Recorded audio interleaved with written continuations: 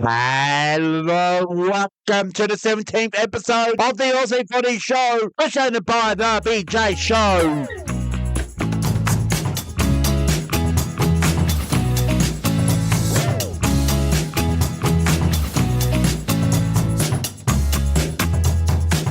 We come to the second split round and round 13. What a round of footy as we head also. Stay tuned for the 2025 AFL and SANFL mid-season ladder. Can't wait to share with you with that. I'm reminded you all, which we have already done big news of that 2,500 goal. Well, I have to get it done by the end of June. Stay tuned. Have we done that goal? We'll stay tuned for that. Well, thank you so much for your support of listening to the show. Your favourite episode, well, hopefully that is awesome as well. We are counting down and less than 100 episodes to make the milestone achievement of 250 episodes. So stay tuned for more achievement goals like that. So for everything else, let's get it on the way and let's get it started. Let's get it on the way with Thursday night football at Marble Stadium for the Western Bulldogs taking the week off. They're fresh and ready to go take on Hawthorn. With a crowd attendance of 35,725 packed at Marble Stadium, which is good for Thursday night. Western Bulldogs coming off, as I mentioned, the week off and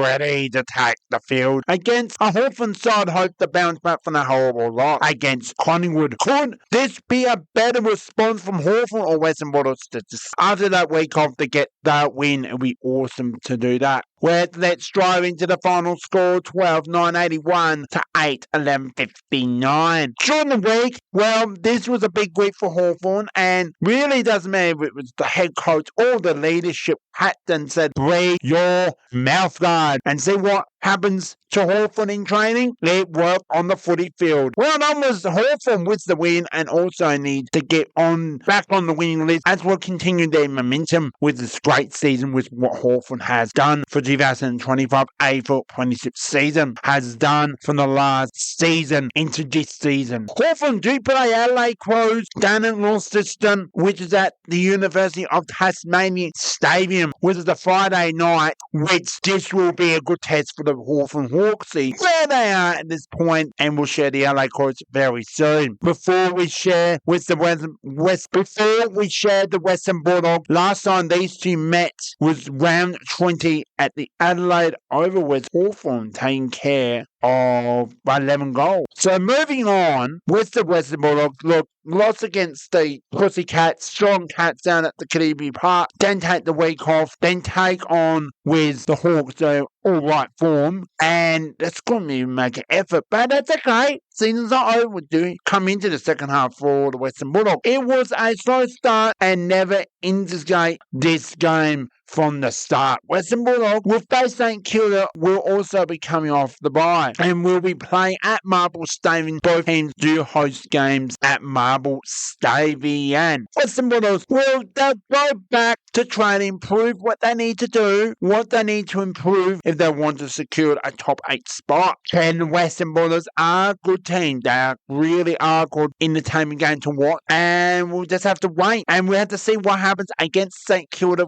from the Western Bulldogs. What happens against the Saints? We'll see what happens. Well, we do come to the part of the game. Lloyd Mick from the Hawthorn Ruckman starting close, 120 AFL Fantasy, 15 spots, 5 marks, 6 tackles, 74% defensive half, 26% with the forward half, 5 score involvements, 48 hitouts, and 150 metres game. Well done to Louis Mick from the Hawthorn Hawkstar Rockman. Next up with Friday night football, with a crowd attendance of 42,921 packed at the Adelaide Oval. It was wet, windy, and a bit of rain included backing down on a Friday night. It is the Adelaide Crows take on the Perennials as the Brisbane Lions. Both teams in the top 4, and what a game this was. I went to this game and it was very entertaining. Let's dive into this Brisbane and Adelaide game.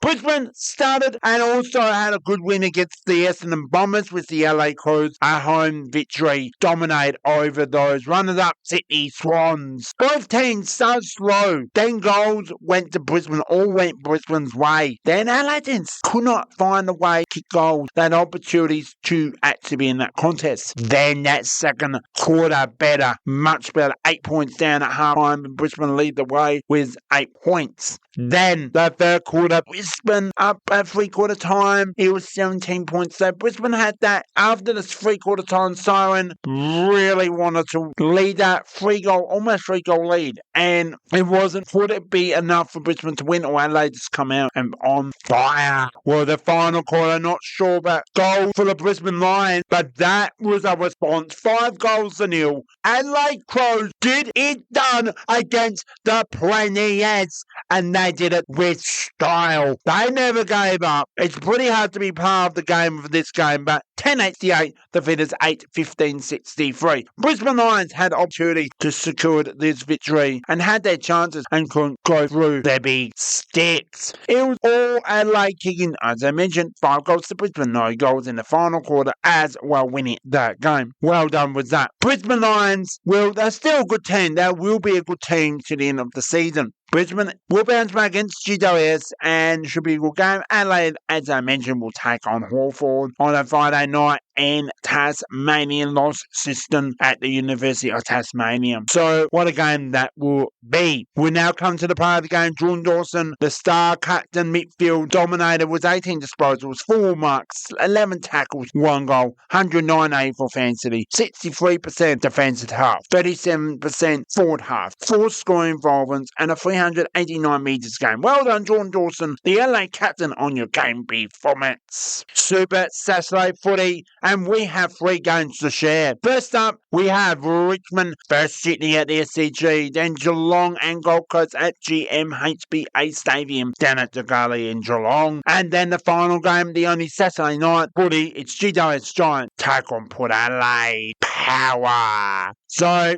let's drive into the first game, which was Richmond versus Sydney, with the crowd attendance was a 41,425 pack at the MCG. Let's drive now with Richmond coming off a good effort against GWS on the road, only 3 points. Could it be a victory for Richmond, or Sydney just a bit too good and bounce back from that horrible defeat against the Adelaide Crows? Well, before we do that, the final score was Sydney 11 goals, 14-80 to 4-12-36 for Richmond. Once again, with bad kicking for Richmond or dominating, should had a lot better, but it is also a rebuilding season for Richmond, and we know that they'll be contested, and unfortunately not games will go their way. Not going their way. So, look, another loss by Richmond against the runners-up from last year's grand final. Yes, as I mentioned, we all knew Richmond is a rebuilding side. I think they're getting out quite quick and are looking bright in future for the competition to look out, which is, in my thoughts, are doing well. In the game, most of it was going step back, and they will be improved. Keep coming out and support Richmond supporters, which is important for Richmond. Will also come in with a bye, which they'll really be ready and fresh, ready to go for round 15 at Marble Stadium against the Western Bulldogs, which is not their fan stadium in the AFL for Richmond. Sydney, well done, big win, must win, back on at the MCG. That's what you want to do, what second runners-up teams do in the AFL. Unfortunately, they have not had their year, and a lot of injuries. They've got players come back into the side, which look out for Sydney. They look really good. They'll be fire, fish and ready to take the field once a game. With players back in the team, and if Sydney goes well in the next few weeks, even their second half, they're looking dangerous. Look out, they will be a good team. After a heavy defeat against the LA Crows at the SCG at home, Sydney will improve that. Sydney will get back on a mother win, and they did that in MCG, which is great. Okay, play of the game. Now, knowing that this man has dominated here week in and week out, Brodie Grundy comes to be my player of the game from the Sydney Ruckman star, including 19 disposals, 5 marks, 6 tackles, 1 goal, 139 AFL fans that T with come to defensive half was 59, 58% in the defensive half, 42% in the forward half, 7 score involvement, 51 hit out, and a 351 metres game. Well done, Brodie Grundy, on your game performance from the Sydney Ruckman Star. Second game for Super Saturday football down at Geelong at the GMHBA Stadium. And that's it. Geelong Cat take on Gold Coast Suns, the improvement there. And we had the crowd attendance of 29,502, which is low scoring, which is also close as well, which we want. Where the final score was 97-61 to 5-7-37. So at 24 points, which is a low defeat for Gold Coast since they come into the AFL, which is fantastic. Nightland Geelong score 100 points, which are very good. Gold Coast are in a form that they want to be tested, and this is the way they'll improve. Well done to Geelong defeating Gold Coast. We know that knowing that Gold Coast are a good team, are pretty in good form, but Gold Coast had everything to win without Bailey Smith, with a late drawn out. Knowing that Gold Coast had everything part to win the game. With that, I think they'll win the contest. Geelong also knew Gold Coast will come into this game down at Geelong and be in the contest, and they did. Geelong were tested most form. Geelong are also in good form, making it a Geelong pretty good at home. They train there, so it's going to be their kind of styles, and they did it perfectly. And we do come to the player of the game, making this short and sweet with Max Holmes from the Geelong midfielder. Max Holmes, as I mentioned, 40 disposals, 6 marks, 5 tackles, 146 AFL fantasy, 60% defensive half, 40% in the forward half, 6 score involvement with 860 metres, 861 metres game. Well done, Matt Holmes, from the Geelong midfield star on your game performance. Saturday night football, we only got one game, and that's it. We go heading to CGOM in Canberra for GWS Giants versus Port Adelaide, with the crowd attendance just hitting 9,005. What a game this was for GWS. They need to win to stay in that top 8, and Port Adelaide, they want to get back on the winning list again. They have not had a very good first half, heavy defeats, and this will be a really good road win, and I think it'll be a long time to see Port Adelaide on the road this season win. Well, let's drive into the final score. 9-12, 66, 7-8, 50. Well done, Port Adelaide, back on the winning list. Big win. After that week off, Port Adelaide will take on Melbourne back at home, and I think that's the momentum coming swing by to them. Port Adelaide will enjoy this, but get back on the track and see what you can do. GWS, no excuse, should won this game. You know, you have the Giants supporters in front, and can they make finals? Once again, another loss at CGOM for the second time this season, which is not great. You know, take these opportunities and play on this ground, and couldn't do it. Port Adelaide were just a better person, and full quarters went to a victory to the Power, and then Port Adelaide, and they did it perfect. So that's making this short again. The player of the game, Colin Rosie,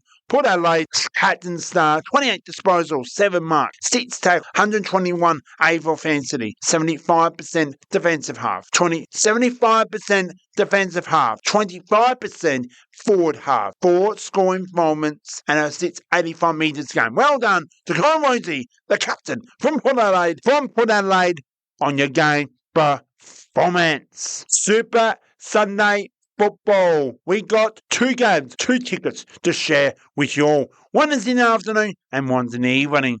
The first up is at Hands Oval, Burgundy in WA for North Melbourne, their host, West Coast. Then the second one, a good contest, was Carlton and Essendon head-to-head at the MCG.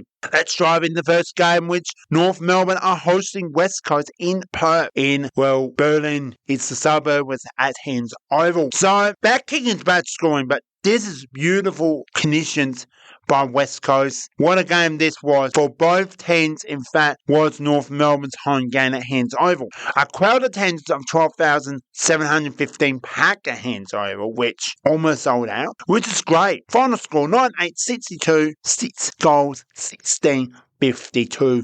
West Coast. West Coast played well, but not with the win. Was leading most of the game, and North Melbourne came from 3/4 time. The captain from North Melbourne, Jason King, kicked the winning goal, with seconds remaining as well. If only West Coast didn't keep bad, more likely they'll win the game big time. North Melbourne will now take on Fremantle, even at where Fremantle play their games. This is North Melbourne's home game at Optus Stadium, which that's okay. More Fremantle supporters will come out, but it should be a good contest. Play home games for Fremantle as well. Should be a good game after even Fremantle doesn't have to travel for away games. West Coast back at home as well. They host Carlton at Optus Stadium. Well, it's that time of the game. It's Tom Power for North Melbourne's my player of the game. 102 AFL Fantasy, 30 disposals, 7 marks, 4 tackles, 60 defensive half, 40% in the forward half, 451 metres game. Well done, Tom Power from the North Melbourne Star. Sunday night football, we've got 2 games, and the first out of 2 is the Kings' birthday clash with 4 Victorian teams, traditional teams, go head-to-head on this very special round. And that's it. Carlton and Essendon go head-to-head at MCG with a good, awesome crowd of 74,280 packed at MCG. Final score, 11-12, 78. 11-4, 70. So well done to Carlton, holding an 8-point win over Essendon at the MCG. The weather was great, no rain, just perfect. Both teams want to get another win, and both can play well at the MCG in perfect night of footy. Making this short, Carlton start well, very strong, took the lead all night. Essendon came back, which they were going to do anyway. They find ways to do that. Carlton holding on what should be in the game of the round, and I think it is. Here we go. Part of the game, George Hewitt from Carlton includes 29 disposals, 5 marks, 9 tackles, 125 AFL Fantasy, 37% in the defensive half, 64% in the forward half, 8 score involvements, and 440 metres game. Well done to George Hewitt on from Carlton Star on your game performance. Special time at the G for the King's birthday as well. Big Fred at the G. What is a very special course. We run once a year for this traditional Melbourne versus Collingwood, and I think also the player of the game of the round. Also putting on a show. Last time East to Mountain King's birthday was all Collingwood taking the strong win over Melbourne. It should be the same, or Melbourne had a better game this time. Let's drive into Melbourne. Melbourne better improvement this week than last week against the Saints in Darwin, Alice Springs at Shrika Park. What do you need to be done? What do you need to get it done? Well, Collingwood just very lucky to get the win, and only 1 point, 11-6, 72, 10, 11, 71. Well done, Collingwood with the win over Melbourne. Yes, 1 point victory, and that's what you want, which is good. Which Collingwood had ideas how Melbourne were playing and their style footy. It was close all day. Melbourne found a way to make it a very close contest. Almost done. So, which is Collingwood had ideas how Melbourne was playing their footy style. It was a close all game, and Melbourne had everything to win. And unfortunately, Collingwood just the better team on the day. But heads up, Melbourne. Season's not over. You have shown that you lose, but back kicking to be a little bit better accuracy can do a lot of things. But play the game. Matt Scorn include 20 disposals, 6 marks, 3 tackles, 122 AFL Fantasy, 48 defensive half, 52% forward half, 4 score involvement, and a 374 metres game. Well done to Matt Scorn with the play of the game. That is all we have for the 17th episode of the Aussie Footy Show. Stay tuned as we got more episodes. Can't wait to share with the great news to share with you all. Alright. That's all for now. The BJ Show is out. Bye for now.